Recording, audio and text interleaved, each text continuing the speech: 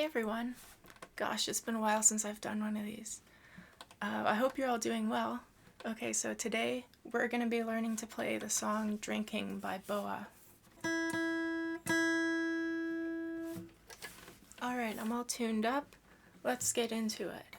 The song begins with this, I don't know what you call these chords, but they're interesting chords based on a D bass note.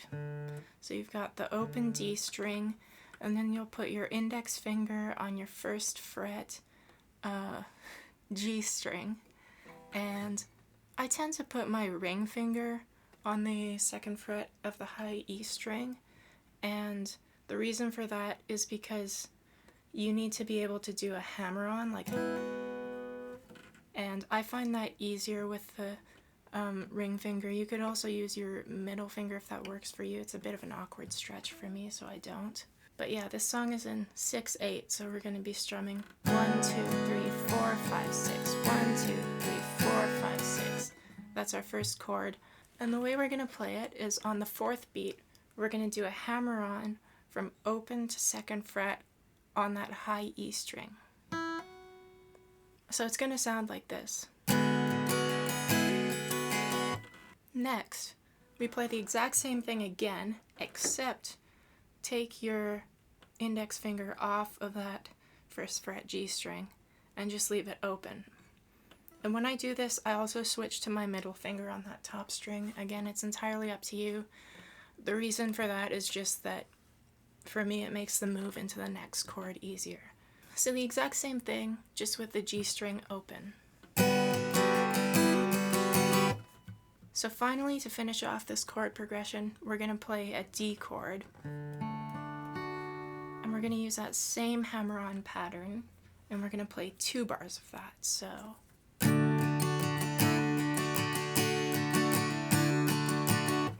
So together, what we have so far, I'll count it in so you can play along if you want.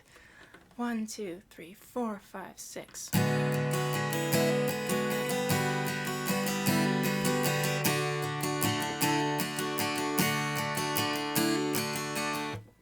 So in the intro, it plays through that progression once, and then it plays a slight variation. So when you go to the D chord, instead of going, what you're going to do is on that fourth beat, you're going to put your pinky on the third fret of the high E string, and then pull it off back to the regular D chord, and then pull your finger off the top E string and have it open, and back to the regular D. So what your top string is doing is 3, 2, open 2. I hope I explained that okay. If not, it should be in tab on screen if I remember, and it'll sound like this.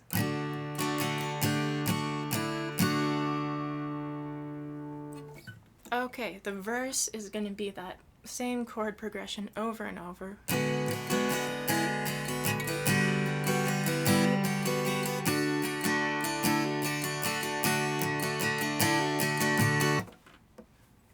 Except the very last time, you're not going to bother with the hammer-ons on that last D chord, you'll just go.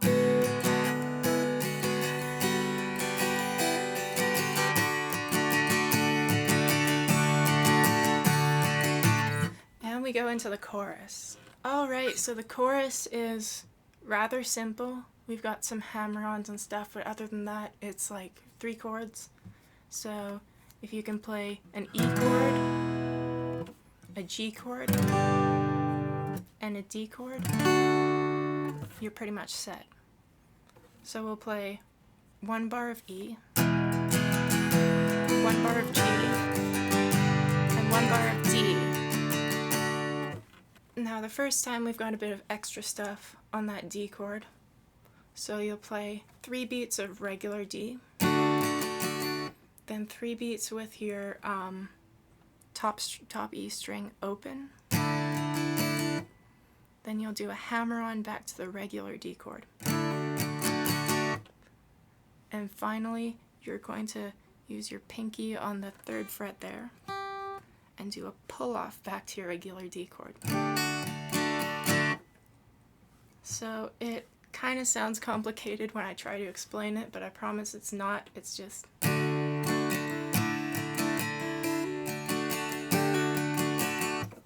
And then the second time around, you just strum the regular D chord.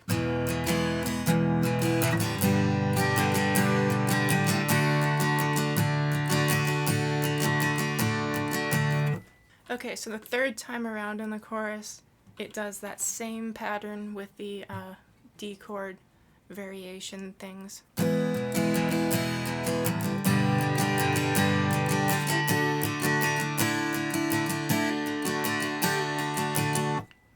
And for the very last time, we're just going to play the D chord one time, one strum, and be done with it.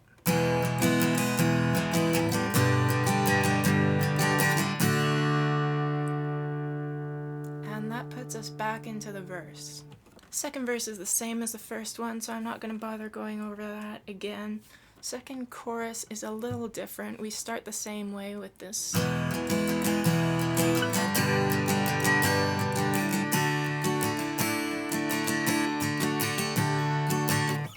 And then the second time through, it's a little different.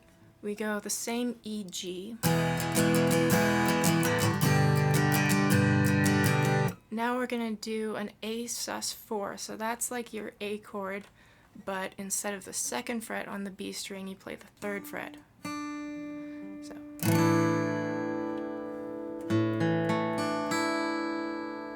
And we're going to go from that to the regular A chord.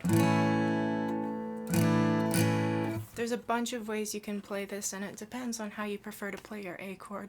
So if you like to smush your finger across the 3 strings for the A chord, you can do that and just add a finger on the B string to play that suspended 4th note. And if you like to play the A chord with 3 fingers like I do, then there's 2 ways you can do it. You can either bring your ring finger up to that 3rd fret and then back down to the 2nd, or you can use your pinky for that 3rd fret. So the end of the second chorus is going to be like this.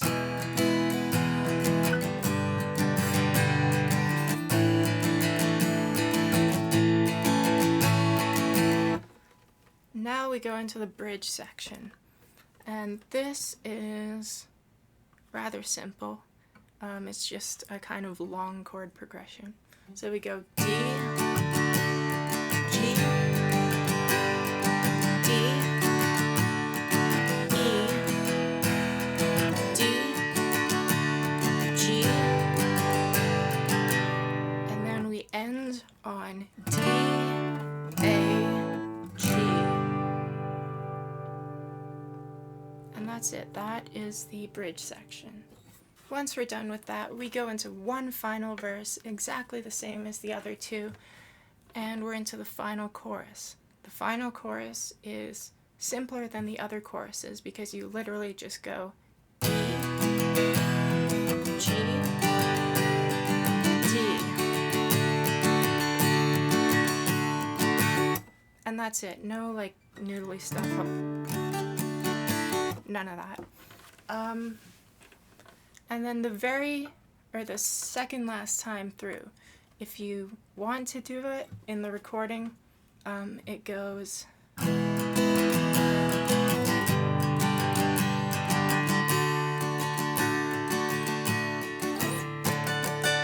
So they slide that entire D chord up an octave. So instead of playing 2, 3, and 2, you're gonna go all the way up to 14, 15, and 14.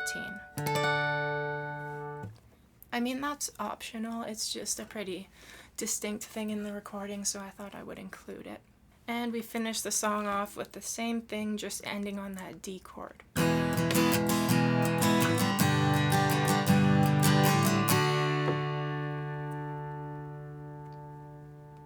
Alright, that's it. That's the song. I hope this was useful to you. Of course, if anything was unclear, if you have questions, feel free to leave them in the comments and I will do my best to answer them if I can. And yeah, thanks for watching. Bye, everyone.